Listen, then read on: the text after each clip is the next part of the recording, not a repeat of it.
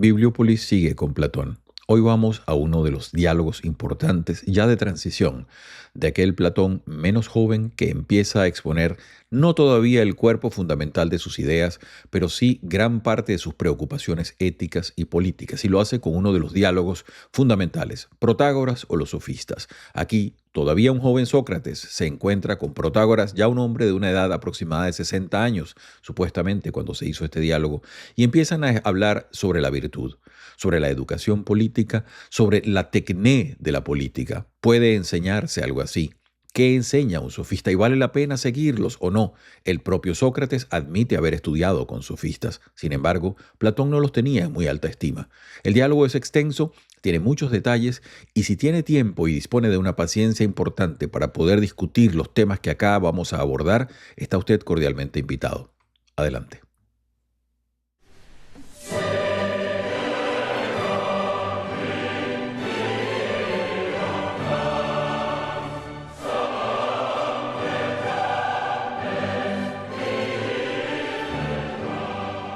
Un cordial saludo a las personas que sintonizan este canal. Como siempre, un placer estar junto a ustedes. Aquí les habla Ivo Hernández y venimos con más libros y más reseñas de libros.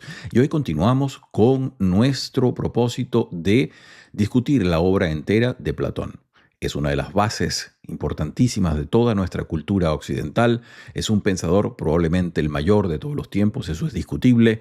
Ya decía el filósofo Alfred Whitehead, que casi toda la filosofía es simplemente un pie de página a la obra de Platón. Y no lo decía para demeritar a los futuros filósofos, no, lo decía en el sentido que Platón había puesto sobre la mesa casi todos los grandes temas, eso es discutible. El punto es que nosotros seguimos diálogo a diálogo, tenemos ya otros anteriores y hoy vamos a concluir con el primer tomo. Hemos utilizado este texto como referencia, que son los de Gredos. Hay otras traducciones. Hoy nos vamos a enfrentar al último de los que aparece acá, si usted lo puede ver allí, es el Protágoras. Usted puede ver los otros, están reseñados en este canal. Si le interesa, por favor acuda a ellos. Está la Apología, el Critón, Eutifrón, Ión, Lisis, Cármides, Hipias Menor, Hipias Mayor, el Laques y ahora el Protágoras. No seguimos este orden que tiene Platón.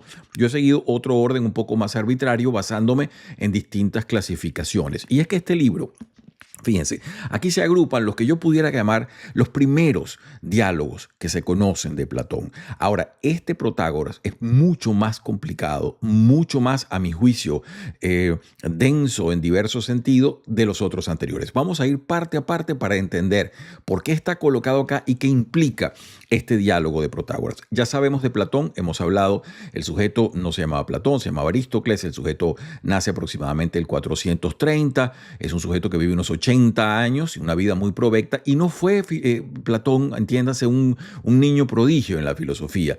Este diálogo que vamos a discutir hoy fue escrito aproximadamente, y aquí hay algunas dudas, un poco más, un poco menos, podría ser alrededor del 380. Recuerde usted que cuando hablamos de Platón, la vida se parte en relación a la muerte de Sócrates, 399, cuando es ajusticiado por los demócratas y tiene que tomarse la cicuta y todo ello. Entonces, a partir de allí comienza el desarrollo de la obra de Platón. Mientras más cercano a ese 399 es una obra creada, muy probablemente más histórico sea el de Sócrates, que va después evolucionando hacia no una persona, sino un personaje. El personaje se vuelve ya alguien que simplemente ejemplifica o dialoga las ideas propias de Platón. Protágoras, en ese sentido, va a ser todavía una figura de cambio. Es un Platón que tiene aproximadamente unos 40 y tantos, casi 50 años, una edad que pudiera ser de provecta madurez para muchas personas. Platón está todavía sin darle fuerza a todo lo que luego será el corpus platónico, la teoría de las ideas, una metafísica más elaborada. En Protágoras todavía eso no se ve. Sin embargo, es muy interesante porque es un diálogo más extenso, mucho más complicado de forma, que tiene además, desde el punto de vista narrativo, una complejidad bastante mayor que los otros. Está narrado en primera persona. Sócrates habla de algo que le sucedió a él y que él recuerda. Se utiliza además la figura de un pensador que normalmente nosotros clasificamos como presocrático. Recuerde siempre que eso de presocrático, eso se inventó en el siglo XIX. Y como puede usted ver, Protágoras, que sería el sujeto acá en atención a donde se llama el diálogo, es simplemente unos 20 años mayor que Sócrates. Tampoco es que es una cosa de otro tiempo. Para darle las coordenadas vitales, Protágoras se calcula, y no se tiene mucha seguridad en esto, se calcula que haya nacido alrededor del 490 y muere aproximadamente el 420, unos 70 años de vida. Él muere, por cierto, en un accidente marítimo. Él está saliendo de Atenas, donde lo habían enjuiciado por acebella, por impiedad a los dioses, más o menos parecido a lo que uno de los cargos que le van a hacer a Sócrates tiempo después, y que era bastante habitual, hay que decirlo, cuando querían ostracizar o expulsar a una persona, el sujeto decide escaparse y ahí tiene un accidente marítimo y muere. Pero va a ser una persona muy reconocida y muy conocida en su tiempo y además muy respetada. Va a ser un sofista. Todo eso lo vamos a explicar con calma. Sócrates, para que usted recuerde, más o menos 370 antes de Cristo, 470 antes de Cristo, y muere en el 399, ya para cumplir los 70 años que tenía en ese momento. Entonces, ahí tenemos las coordenadas. Platón escribe este diálogo alrededor del 380. Entonces, él sitúa este diálogo de una manera un poco arbitraria. Recuérdense que esto es una cosa que es filosofía, pero también emana literatura. Y él crea este diálogo que supuestamente ocurre alrededor del 432, es decir, un tiempo incluso anterior a su nacimiento. Y recrea allí una serie de personajes. Entonces, volvemos al punto de Protágoras para darle carne a todo esto y después empezar con los detalles del diálogo. Protágoras es un sofista. Los sofistas, a partir de la obra de Platón, también Aristóteles, son bastante maltratados. ¿Qué es realmente un sofista? El equivalente más cercano podrían ser nuestros profesores universitarios. Son sujetos que se ganan la vida deambulando, enseñando. No había los centros como los tenía las universidades actuales a partir de la Edad Media, donde en un sitio se recogen una serie de pensadores, etc. Platón hará algo así con la academia, más o menos parecido. Aristóteles lo propio con el liceo. Luego vendrán otras escuelas que acumularán estudiantes, pero muchos de estos sofistas eran sujetos que se ganaban la vida deambulando por ciudades. Por supuesto, Atenas era en ese sentido un imán. ¿Y por qué?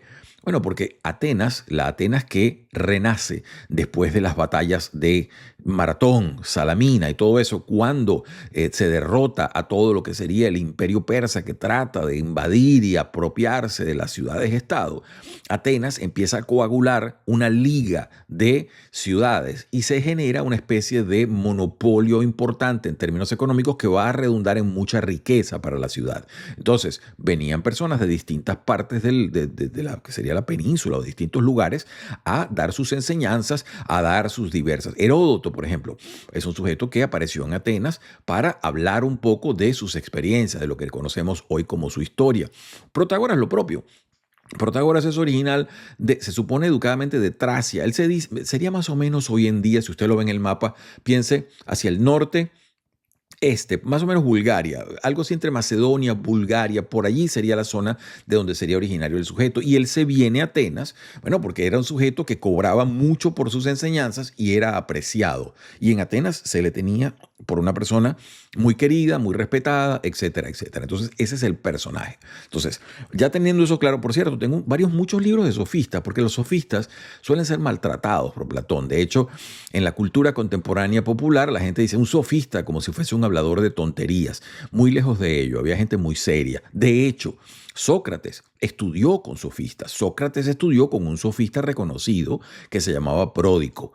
Y entonces, no son sujetos para maltratarlos o vituperarlos como habitualmente mucha gente hace. Tengo varios libros al respecto y espero en otro momento dedicárselos. Aquí está el de Jacqueline de Romilly. Este es un clásico. Los grandes sofistas en la Atenas de Pericles. Hay otros más por allí. Está, por supuesto, los tomos de Guthrie, que son excelentes también. Allí se discute porque no estaba solo Protágoras, estaba Gorgias, estaba Hipias. Los había de distintas disciplinas y de distintos talentos, y eso nos va a llevar al diálogo que estamos hablando. Si le interesa la figura de Protágoras, de él conocemos varias cosas, casi siempre pocas. Lo que quedan es dispersos elementos.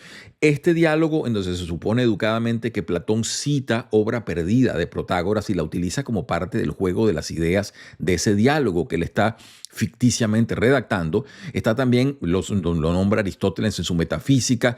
Por supuesto está con Diógenes Laercio, que es esa vida de los filósofos ilustres, ustedes habrán oído de ella. está en los fragmentos de los presocráticos que hacen Diels y Krantz. Eso es uno de los, lo que se puede decir de los incunables cuando se habla de los presocráticos. Esos son 3 tomos que son muy importantes. Y bueno, hay distintas traducciones de su obra, lo poquito que hay en esos temas. Y usted lo conoce a Protágoras por una frase que se ha hecho muy famosa y muy desdibujada con el tiempo, pero que dice más o menos así: el hombre es la medida de todas las cosas, de las que son en cuanto a que son y de las que no son en cuanto que no son. Ese postulado es bastante complicado y nos lleva a lo que se conoce como la homomensura, es decir, él establece la perspectiva del hombre como el cero, es decir, a partir de aquí se puede juzgar lo que existe o lo que no existe tomando el hombre, porque somos hombres, o soy antropos, soy persona, tengo como esa referencia, ¿no? Entonces es muy importante eso de la homomensura. Otra cosa por la cual se le reconocía bastante es una cosa que se llama el relativismo. Relativismo significa estudiar una cosa en relación a otra y no asumir absolutos, sino simplemente ver las cosas como especies de continuos que se relacionan entre ellos. Eso es un poco especulativo, pero es bastante interesante. Y también, por lo cual va a aparecer en este diálogo, es por el estudio de la virtud. Protágoras, y ahí entramos ya en la carne de este diálogo, es un sujeto que cree que la virtud puede enseñarse.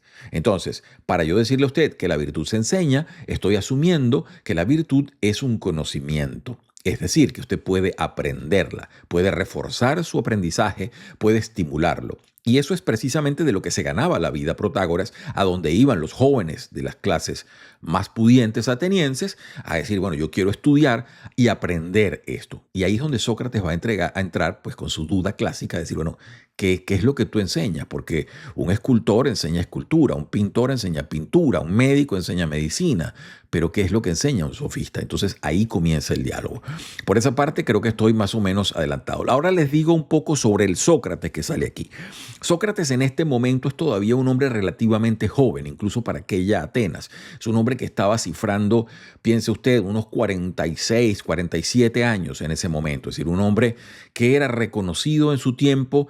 Es todavía ese Sócrates histórico, no viene con las ideas de Platón que vamos a ver luego, con la cantidad de añadidos que va agregando Platón a la figura socrática con el tiempo. No, este todavía ese Sócrates, ese tábano, ese sujeto que induce con sus preguntas incomodidades y se presenta, incluso además, y aquí es muy interesante el diálogo, Sócrates hay un momento en que se presenta como un sujeto bastante pedante y fastidioso, es decir, confrontado con Protágoras, quien claramente le supera, sobre todo en el comienzo del diálogo, él se molesta y entonces quiere que Protágoras, que es un sujeto mayor que él, de bastante más conocimiento por lo que se nota, quiere que Protágoras empiece a responder como él trabaja. Es decir, le dice, hay un momento, dice, mire Protágoras, tú estás hablando unos discursos muy largos, yo no tengo atención para tanto, dame cosas cortitas. Y Protágoras le dice, bueno, pero tú vienes a hablar conmigo y quieres que yo me adecue a lo que tú dices. Hay una cosa, y entonces Sócrates se pone bravo y se quiere ir, pues así de sencillo. Y entonces queda muy mal porque además el público que estaba allí eran todos sofistas y eran gente de bastante valía, incluso Pródico, que había sido profesor de Sócrates. De manera que la situación aquí usted puede ver que recrea Platón, es polémica desde todo punto de vista y el diálogo da mucha carne de análisis desde distintas perspectivas. Aquí no es que Sócrates es un superhombre que se las sabe todas y esas cosas así. No, el sujeto simplemente actúa de acuerdo a lo que él cree y trata de llevar el diálogo a donde es fuerte. Sócrates es muy bueno en la mayéutica, en eso de estar preguntando, una especie de tenis verbal. Pero en cambio Protágoras es un sujeto de largo discurso muy coherente. Y lo más curioso es que Sócrates se queja y trata de irse. Y bueno, le dice, bueno, pero ya va, pero tú vienes aquí a proponer un diálogo y después te quieres ir, esto no cuadra, etcétera. Y le dicen que se quede y le ponen en una situación un poco más. Y entonces es él el que empieza a dar unos discursos larguísimos y Protágoras muy educadamente lo escucha. De manera que el sofista acá, que es Protágoras, no sale tan mal parado de todo esto, sino que presenta una situación en la cual uno puede darse cuenta cómo funcionaba este hombre que, por cierto, llegó a ser uno de los tipos más ricos, de los sofistas más ricos que hubo, porque, repetimos, la sociedad ateniense que tenía, sobre todo sus clases pudientes, tenía ese respeto por el conocimiento, por la retórica, por la enseñanza de la virtud, y en esto lo que queremos decir es el ciudadano completo, el buen ciudadano, el ciudadano que tenía las ideas de lo que debe ser claro y bueno.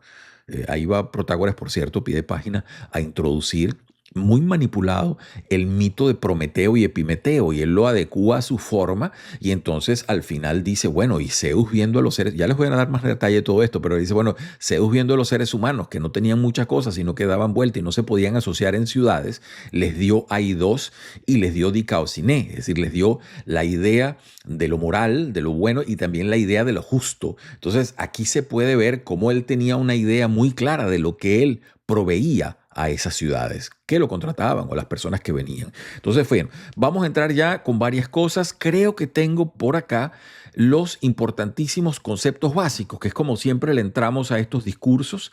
Voy entonces a pasar con la parte de conceptos básicos para ponerlos en pantalla. Bueno, lo coloco en pantalla. Fíjense ustedes, como siempre hacemos, nuestra serie y los conceptos básicos que son los que se repiten de una u otra manera dentro del diálogo, ¿no? Ahí está. Fíjense, Protágoras, conceptos básicos. Bueno, por supuesto ya lo conocemos. Arete, la virtud, la excelencia, ¿no? Ese es un concepto muy importante dentro de la obra platónica.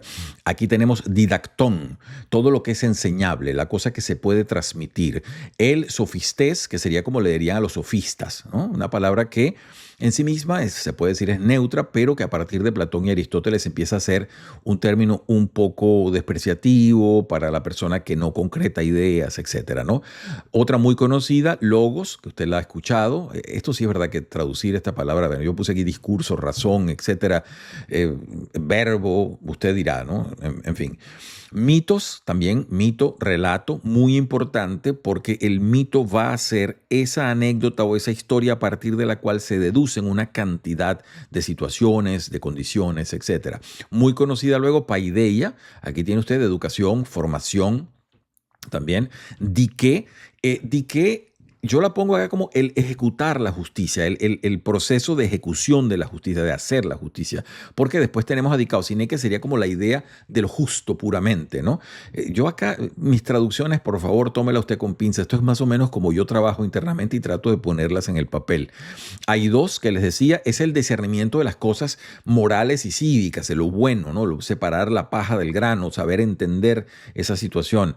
Sofrosiné, templanza, se puede decir, autocontrol, lo hemos visto en otro de los diálogos, muy importante. Sofía, bueno, se lo conoce, sabiduría, de allí que una de las definiciones que se diga de filosofía, es decir, el que ama la sabiduría, ¿no? Fronesis o frónesis tenía la prudencia, una forma de prudencia práctica de saber lo que conviene, en qué momento, es una especie de astucia bien aplicada también. El episteme, el conocimiento verdadero, y fíjense que lo pongo al lado de doxa porque esa es la confrontación perpetua dentro de los griegos. El episteme es el conocimiento puro y la doxa es el criterio o la opinión que se maneja de los hechos. Según Parménides, por ejemplo, el conocimiento puro, el episteme, solo lo manejan los dioses. Los hombres lo que manejamos es opinión de la realidad, y a eso se va a ajustar también la teoría de las ideas de Platón un poco después, en cuanto a que no llegamos a entender o a aprender la idea pura. Andreia lo vimos en el Laques, eso sería valentía, valor, coraje. Ociostés lo vimos en el Eutifrón, es la piedad. Aquí todo eso está tocado porque este es un diálogo interesante. Como están hablando de las virtudes, Sócrates trata de enredar a Protágoras y empieza a establecer unas equivalencias en donde empieza a decirle que si la virtud es una o muchas y que si son separadas entre ellas o pueden establecerse analogías, si lo justo es piadoso, si lo piadoso es justo, en fin, por eso aparecen esos términos acá. Luego está hedoné, que usted la conoce, de donde viene hedonismo y todas esas cosas, que es placer. Like, o lipe, perdón, disculpen ustedes, dolor, inconveniencia. Tenemos también acracia o acracia, se le dice en español, la falta de dominio de control de sí mismo, el metrón, la medida, la proporción de las cosas, nomos, las leyes, las normas, y physis, la naturaleza. Muy interesante porque esa dualidad entre nomos y physis es también parte del discurso griego en cuanto a qué cosas vienen dadas por la naturaleza, qué cosas han sido creadas por los hombres para regularse o para autorregularse en todo caso. Entonces ya tenemos esa parte de ahí. Sigo poniendo más cosas, quiero ver mis notas porque este diálogo es un diálogo extenso, tiene aproximadamente 100 páginas de esta edición que es la que vamos trabajando, como les decía. Hay otras, usted no tiene por qué circunscribirse a esta. Yo uso las de Gredos porque son muy amables, estoy muy acostumbrado a ellas. Tengo otra por acá que es realmente una joya. Y esa me atrevo a rayarla menos porque los libros de Gredos se consiguen todavía, pero esta no la he podido volver a conseguir y la guardo siempre, que es La Vieja de Aguilar. Aquí tiene usted las traducciones de Samarranch y toda esa serie de personas que hicieron una cantidad de traducciones, etcétera. Son muy recomendables a quien pueda acceder al texto, pero hay otras más. Y si usted maneja otros idiomas, etcétera, y si tiene la capacidad de leer griego antiguo y puede acceder a los clásicos de Harvard, bueno, aún mejor todavía. Entonces, paso a ver las notas que tengo sobre el diálogo Protágoras, que les insisto, es un diálogo de transición. Todavía Sócrates es el Sócrates histórico. Este no tiene teoría de las ideas, no hay una metafísica alrededor de todo lo que plantea. Es el Sócrates que cuestiona y que está siempre buscando cómo crear el mejor ciudadano. Fíjense ustedes, ese parteaguas tan importante. Antes de Sócrates, los filósofos eran, o se les llamaba físicoi, porque eran sujetos que trataban de explicar el mundo externo en relación a fenómenos naturales, etc. Piense siempre en aquello de todo es agua, de Tales de Mileto y todas esas cosas, en el fuego de Heráclito y eso. Pero Sócrates vuelve la mirada al sujeto y entonces empieza a preocuparse de la polis del sujeto y de allí que derive toda una teoría política y toda una teoría ética sobre el sujeto. Entonces paso ya con mis notas, que son bastante extensas, porque este es un diálogo realmente fascinante. Por supuesto, es altamente recomendable que si usted puede leerlo con mucha calma, lo haga. Esto no son cosas para leérselas rápidamente y decir, me leí el libro, como esa gente que dice, me leí 40 libros. Mire, estos son 100 paginitas. Si usted se puede leer por día unas 5 o 10, ya es muchísimo. Y si mejor aún, tiene un cuaderno y va anotando, habrá crecido mucho después de leerla. Entonces, yo puse acá lo que yo veo. Puede enseñarse la virtud, ¿no? Y en segunda instancia, ¿la virtud es una sola o hay varias virtudes? Ahí empiezan los vértices importantes del diálogo, ¿no? Les decía, en términos de escenografía, la cosa comienza así. Sócrates va caminando, como siempre es bastante circunstancial. Se consigue con un sujeto y le pregunta, mira, ¿de dónde vienes tú? Y Sócrates le dice, bueno, chico, yo estaba buscando a fulanito, pero la verdad es que todavía estoy con la cabeza llena de ideas de lo que me pasó. Y entonces el otro sujeto, bueno, ¿y qué fue lo que te pasó? Y ahí empieza entonces a narrar. Bueno, resulta que yo estaba en mi casa y se me apareció un tipo que se llama Hipócrates. No piense, por favor, en el médico ni nada de eso. Esto es un sujeto que tenía ese nombre. Se le aparece tocándole la puerta a Sócrates y le dice, Sócrates, me acabo de enterar que Protágoras está aquí en la ciudad y está a casa de Calias. Calias es un sujeto que tiene bastante dinero. Entonces Sócrates se pone a preguntarle a Hipócrates. Bueno, primeramente dice Sócrates como siempre. Dice, bueno, se estaba despertando y entonces ya vamos, espera un momentico, vamos a tratar de entender esto. Y entonces le empieza a preguntar que para qué, cuál es el afán de buscar a Protágoras. Y entonces Hipócrates empieza a declarar todo eso y ahí vienen unas preguntas muy importantes sobre cómo Sócrates aborda la idea de buscar un sofista e imágenes fantásticas porque Sócrates le pregunta, bueno, pero tú vas allá, tú no lo conoces y estás pensando ir a pagarle un dinero para que te enseñe qué cosa. Y se tienes que tener cuidado porque el problema es que cuando nosotros compramos alimentos o bebidas, los traemos en una vasija, le dice. Pero cuando nosotros vamos a buscar ideas de parte de una persona, la única manera de traerlas es en el alma. Y hay que tener mucho cuidado de lo que uno mete dentro de sí. Entonces, hay unas imágenes importantísimas. Lo cierto es que los dos se ponen a hablar y al final Sócrates, bueno, vamos a ver a Protágoras. Pues entonces vamos para allá. Y llegan a casa de Calias, donde sucede, por cierto, una cosa muy interesante, que el portero, porque Calias tenía dinero, el portero cuando los vio hablando pensó que eran dos sofistas más y entonces no los quería dejar entrar. Pues esta casa está llena de sofistas, ya estamos, debe haber estado un poco molestos con esa ironía platónica también por ahí se cuela, ¿no? No había mucho precio. Total que los sujetos entran y efectivamente la comitiva era de primer nivel. Estaba Hipias, estaba Pródico, estaba Alcibíades, un montón de gente reconocida entre los diálogos de Platón. ¿Y por qué lo digo? Bueno, porque eso revela una audiencia muy particular. Y entonces Sócrates de una directamente le dice a Protágoras, mira Protágoras, yo vengo aquí a hablar contigo para ver, porque este muchacho viene deseoso de ser alumno tuyo y yo quiero entender qué es lo que tú enseñas. ¿Qué cosa es? Y ahí empieza a entablarse y a desarrollarse el diálogo que va a tener varias partes. Ahí empiezan a hablar, Protágoras desarrolla sus ideas, Sócrates después se molesta, quiere poner unas reglas de discurso que no aplican, se amenaza con irse, no lo dejan irse. Después entonces, Protágoras y él redimensionan el diálogo, se dan una especie de variaciones, él empieza a hablar un poco sobre un análisis poético de un poema de Simónides y todo aquello, y al final terminan, y es lo más interesante, el comienzo del diálogo planteaba un Sócrates escéptico sobre que la virtud se pudiese enseñar. Él pensaba, decía, esto no se puede enseñar. La virtud es una cosa que va inmanente al alma, más o menos, ¿no? Y Protágoras, por otra parte, decía, no, por supuesto que se puede enseñar, sino para que tenemos leyes, para justamente reforzar lo que serían las buenas actitudes y las buenas virtudes. En fin, él desarrolla su idea. Y a lo largo del diálogo, lo más interesante, los dos se van convenciendo uno al otro de tal manera que al final Protágoras termina dudando un poco sobre si las virtudes son realmente transmisibles, como él pensaba, y Sócrates termina dudando verdaderamente si, ¿verdad? Las virtudes como que sí se pueden enseñar. Entonces, el diálogo también termina aporético, pero no como aquellos primeros diálogos, sino de una manera un poco más irónica, más evolucionada y más curiosa. Los dos terminan y como si esos diálogos, por cierto, siempre terminan de una manera un poco abrupta. Mira, yo me tengo que ir a trabajar o yo me tengo que ir a hacer tal cosa y se rompe allí el discurso. Pero es lo más curioso, que es una especie de hebra que se tuerce y termina entonces uno, en cierta manera, dándole la razón al otro y el otro conviniendo que, ¿verdad? Puede ser que la duda se quede allí. Entonces, creo que tengo más o menos mi esquema acá. Estoy revisando si no hay ninguna cosa que, bueno, sí.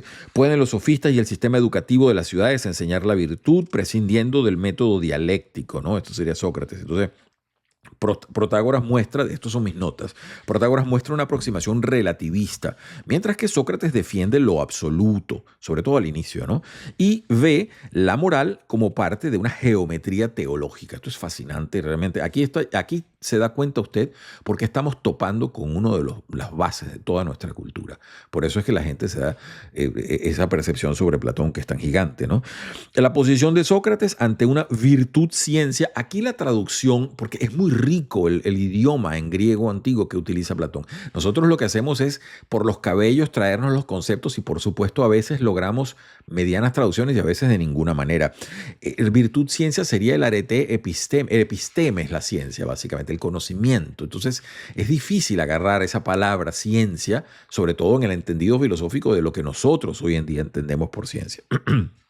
Lo cierto es que, dice acá, la posición de Sócrates ante una virtud ciencia, como se plantea en el Protágoras, pudiera ser verdaderamente suya, por cuanto Platón opone virtud y conocimiento en la Politeia, en un diálogo en la República después, y ya no lo hace como contraste, sino como complementariedad. Quien es justo poseerá a la vez el conocimiento y el amor por el bien absoluto, que es inseparable de lo bello, útil, provechoso, etcétera. Estas son notas muy personales para darle pues a usted esa idea. Yo trato siempre de empalmar las cosas que se dicen en un diálogo o en otro, y es que aquí hay temas que luego usted los va a ver en el Menón, y los va a ver también en Gorgias, que son otros diálogos que esperamos abordar. Ya decíamos el punto central del diálogo, determinar si el arete, si la virtud es enseñable en términos generales, ¿no? Está ubicado cerca del 432. Esto es, repito, la parte literaria. Platón novela, en cierta manera, o figura estas situaciones, incluso en tiempos en los cuales él ni siquiera había nacido, ¿no? Pero los plantea con esos personajes en una situación hipotética que uno dice, bueno, si no se dio históricamente, nos sirve a nosotros para el cotejo de diversas ideas. Estoy viendo alguna cosa acá. Sócrates es todavía Sócrates dialogante, es mucho más sencillo, es el impenitente interrogador que está de esa ignorancia consciente, ¿no? Que él decía, yo necesito saber, y enfrentado a los sofistas más famosos, que por cierto, en esa Atena de Pericles, y aquí me viene al pelo la situación de tener a Jacqueline Romilly con su libro. Una de las cosas que había hecho Protágoras era buen amigo de Pericles, y Pericles le había comisionado una de las constituciones, me parece, de una de las provincias o de una de las islas que eran Liga de Atenas. Y es muy interesante porque había conocimiento. De hecho, la casa de Calias, que es ese sujeto con dinero, me parece a mí que la mamá de Calias creo que estuvo casada con Pericles. De manera que ahí todo el mundo se conocía y había pues una especie de confianza en el conocimiento, y Protágoras era un tipo eminente desde el punto de vista. Hay unas partes interesantísimas al comienzo. A mí me gusta mucho la parte donde están Sócrates e Hipócrates hablando. Todavía no ha llegado Protágoras, porque las cosas que dice Sócrates evidencian esa duda clara, y el muchacho Hipócrates que no sabe qué responder, porque le dice, pero ¿qué es lo que tú crees que es un sofista? ¿Qué es lo que tú vas a buscar allí? Creo que les puedo dar esa parte para leer el diálogo. Bueno, ya visto que el tiempo está un poquito contra nosotros, no los quiero abotagar con demasiada palabrería. Quiero darle ya la palabra al diálogo y algunas cosas de la introducción también que tiene Gredos acá. Paso justamente con ese comienzo, con la introducción. Ustedes acá, es el último de los diálogos y con este pasaríamos al tomo 2. Si tiene la venia de acompañarnos, será un placer y poder seguir avanzando con otros diálogos. Fíjense, aquí estoy en la introducción. Y dice lo siguiente, estoy en la página, para leérselas claramente, la 497, y dice, la situación del Protágora entre las obras de Platón. El Protágoras es el primero de los diálogos mayores en cuanto a la fecha de composición. Dice más, es evidente que es una obra de la primera época de la producción platónica, uno de los diálogos socráticos escritos con anterioridad al primer viaje a Sicilia. Esto es cuando Platón se fue a Sicilia a tratar de probar algunas de sus ideas. Y salió, pues, no muy bien librado. La imagen de Sócrates en este diálogo parece responder por entero a lo que creemos característico del Sócrates histórico, ocupado en problemas de ética, interesado en los razonamientos inductivos, como dice Aristóteles, sin una doctrina metafísica, sin ninguna teoría de las ideas. Por otra parte, la discusión planteada concluye, como en otros diálogos menores, sin haber encontrado una respuesta válida. Y además les decía la parte interesante, como una especie de hebra que se tuerce, en donde Protágoras termina dudando sobre lo que él al principio creía y Sócrates también. Entonces los dos terminan un poco fatigados y eso, pero trasluce a lo largo del diálogo la admiración de Sócrates por Protágoras.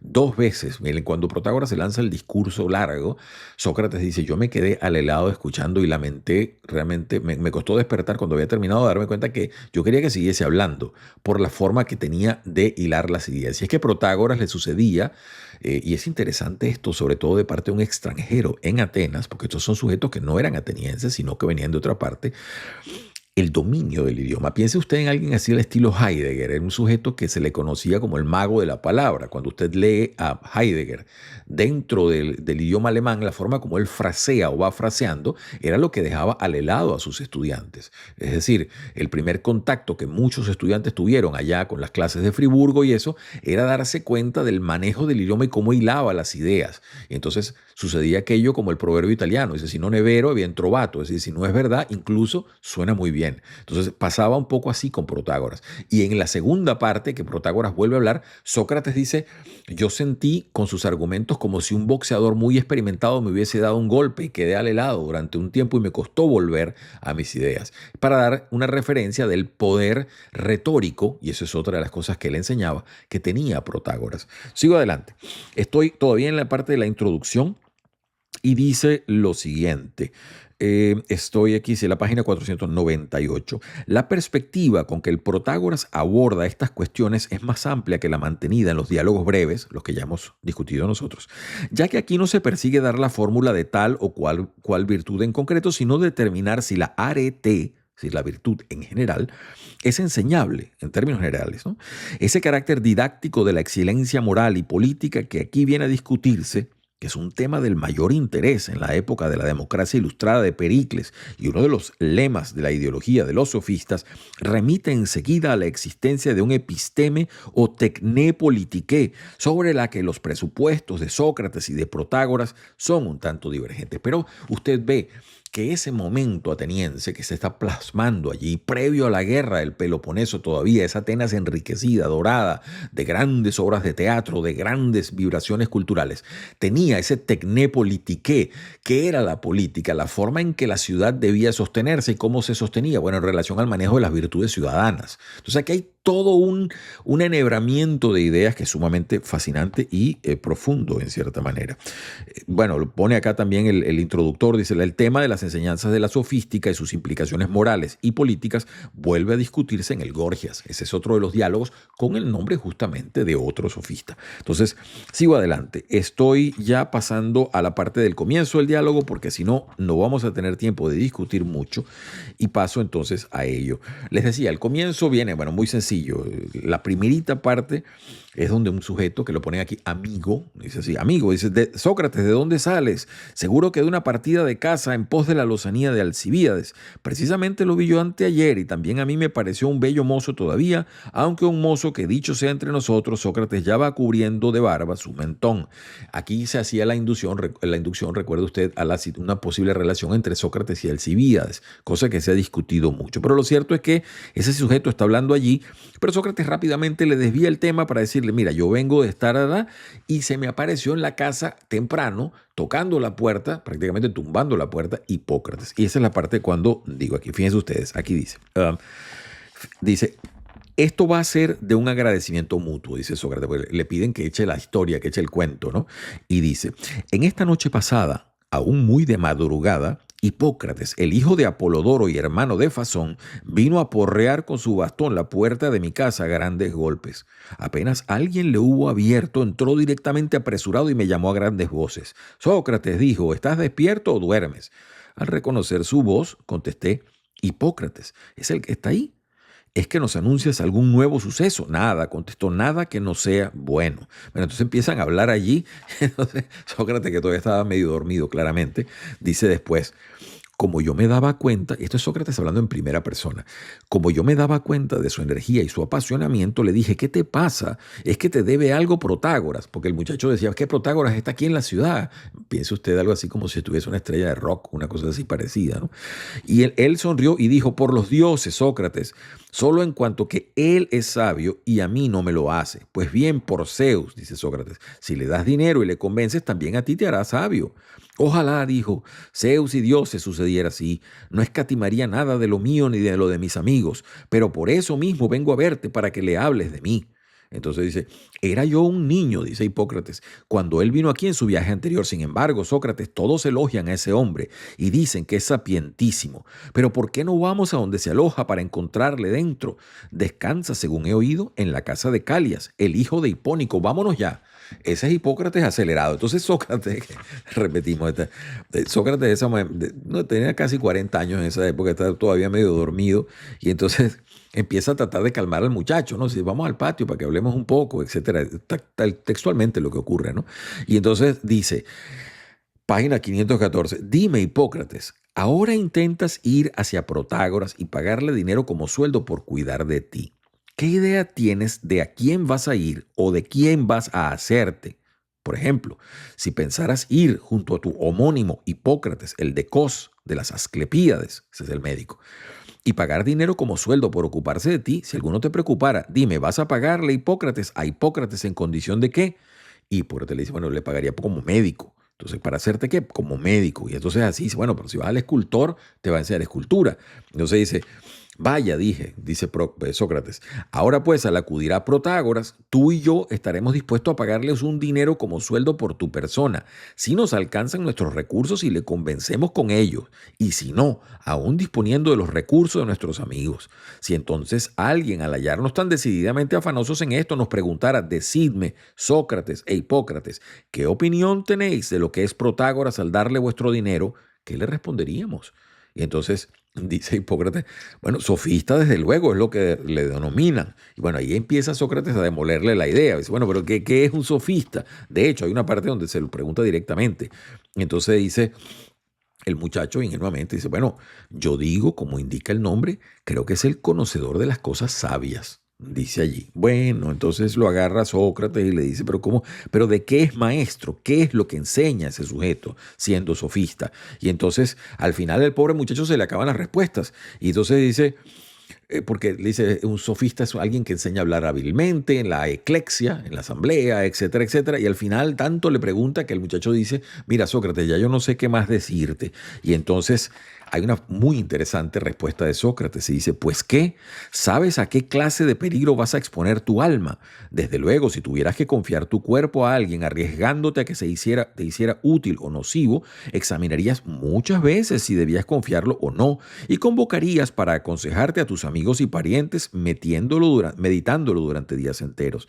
En cambio, lo que estimas en mucho más que el cuerpo, el alma, y de lo que depende que seas feliz o desgraciado en la vida, haciéndote tú mismo útil o malvado, respecto de eso no has tratado ni con tu padre, ni con tu hermano, ni con otro de tus camaradas, si habías de confiar o no tu alma a ese extranjero recién llegado, sino que después de enterarte por la noche, según dices, llegas por la mañana sin haber hecho ningún cálculo ni buscado consejo alguno, si debes confiarte o no, y estás dispuesto a dispensar tus riquezas y las de tus amigos, como si hubieras reconocido que debes reunirte de cualquier modo con Protágoras, a quien no conoces, como has dicho. Y ahí vienen las imágenes que les decía, ¿no? Él decía, bueno, tú vas a comprar un alimento, una cosa, y te tienes que llevar unos potes, te los traen, la bebida, la comida, pero esto te lo tienes que traer en el alma y tú sabes lo que estás metiendo dentro de tu alma, cosa que me parece una imagen bellísima. Creo que ya el tiempo está un poquito contra nosotros, no les voy a fastidiar mucho más. Aquí me gustó mucho la parte donde ellos dos se aparecen, porque bueno, está en casa de Calia y se aparece Calias, que era un sujeto con dinero. Bueno, entonces dice, aquí hay una parte muy buena, página 521.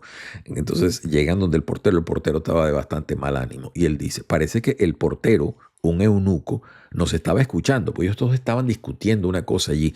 Parece que el portero, un eunuco, nos estaba escuchando y posiblemente andaba irritado por la multitud de sofistas con los que acudían a la casa, ya que apenas golpeamos a la puerta, al abrir dijo, ¡Ea, otros sofistas! El señor está ocupado y le cerró la puerta.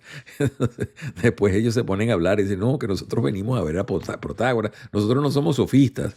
Entonces es una ironía donde usted asume que los sofistas pues eran una especie de sujetos que andaban era buscando plata y donde poder comer y meterse en una fiesta, digámoslo así. Entonces bueno, esa parte está allí. Creo que hay una cosa muy importante también que no lo he dicho.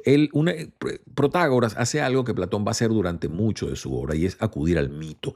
Hay una parte cuando se empieza a hablar de las virtudes, dice, bueno, pero ¿qué es lo que tú enseñas? Permítanme ver si puedo aquí el comienzo del diálogo y eso me va a dar pie para lo del mito que utiliza él, que es el mito de Prometeo, pero Protágoras, muy a su estilo, digamos que adecúa el mito bastante a lo que le conviene a él. Entonces, fíjense ustedes, aquí está el comienzo. Se encuentran ya, entraron a la casa, Protágoras estaba por allá.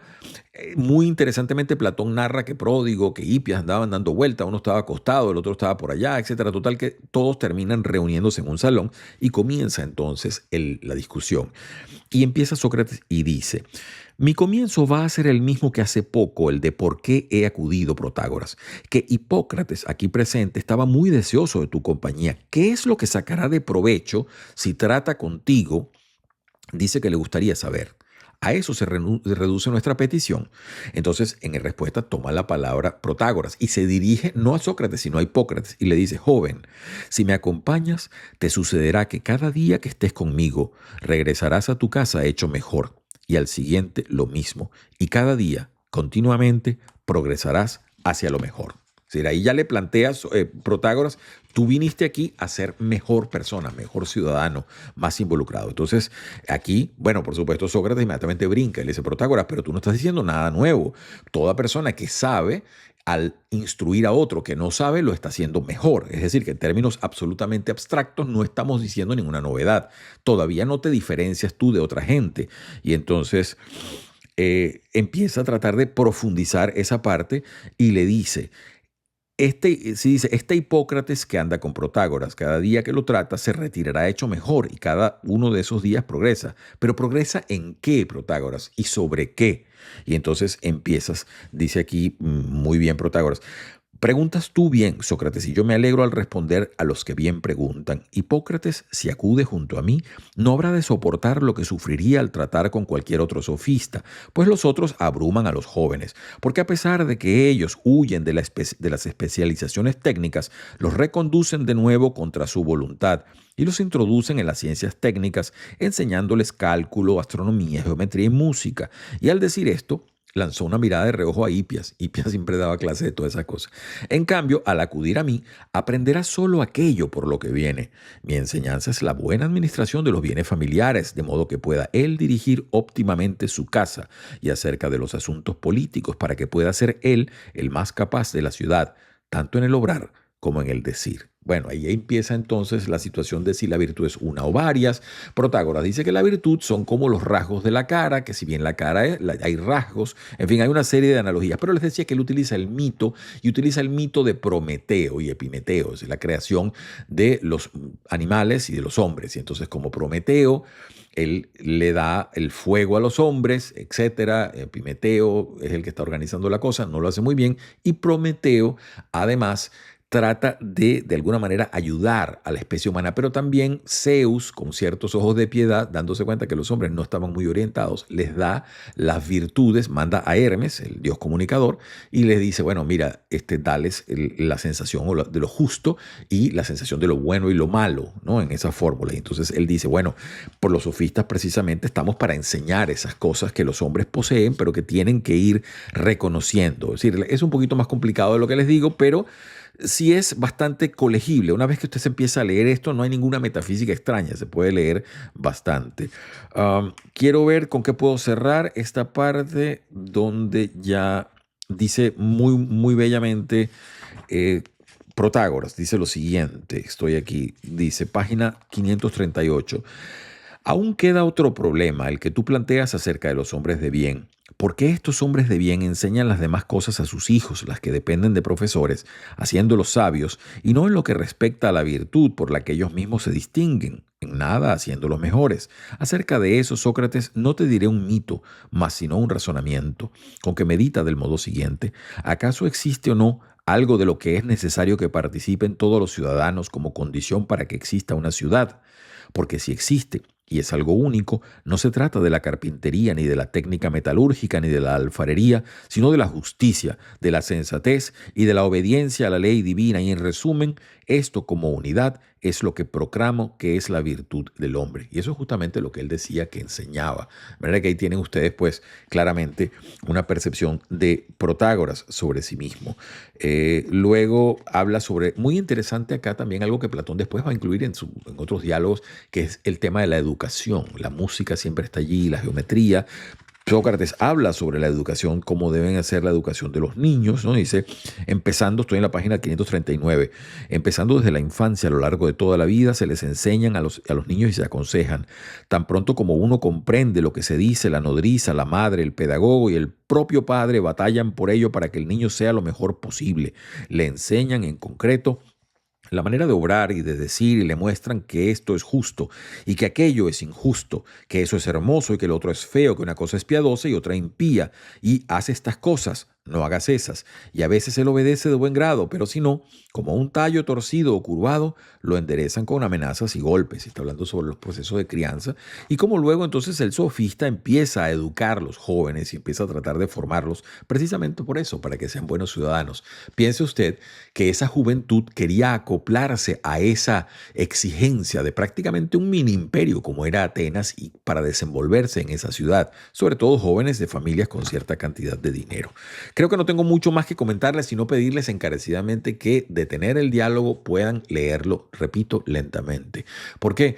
Porque se disfruta de múltiples maneras. Nosotros hemos estado utilizando esta versión, la cual recomiendo ampliamente, por supuesto, pero también hay otras y esta no es exclusiva. Lo que sí es bueno, y estoy aquí, recuerde lo que nos decía Borges, es de aquellos temas en los cuales yo no poseo todavía la original de griego, no la he tenido, pero no la tengo conmigo. Entonces lo que he podido acceder es a las copias más baratas de ciertas traducciones que manejo. Entonces también eso es una recomendación. Si usted no lee griego antiguo, puede tener unas 2 o 3 que pueda cotejar y así ir afinando los conceptos. Es Ivo Hernández quien les habla. Como siempre, un gran placer estar junto a ustedes. Si esto de alguna manera le motiva, por favor, márquelo con la campanita. En Bibliópolis seguiremos trajinando diversos textos y también la obra de Platón, diálogo a diálogo. Es decir, esté atento porque la vamos a ir incluyendo en una carpetita, de manera que estén todos los diálogos no dispersos como hasta ahora, sino ya unidos en una carpeta para que usted pueda abordar cualquiera de los diálogos que le interese. Recuerde también que desde acá es el deseo porque tengan todos ustedes una muy feliz semana.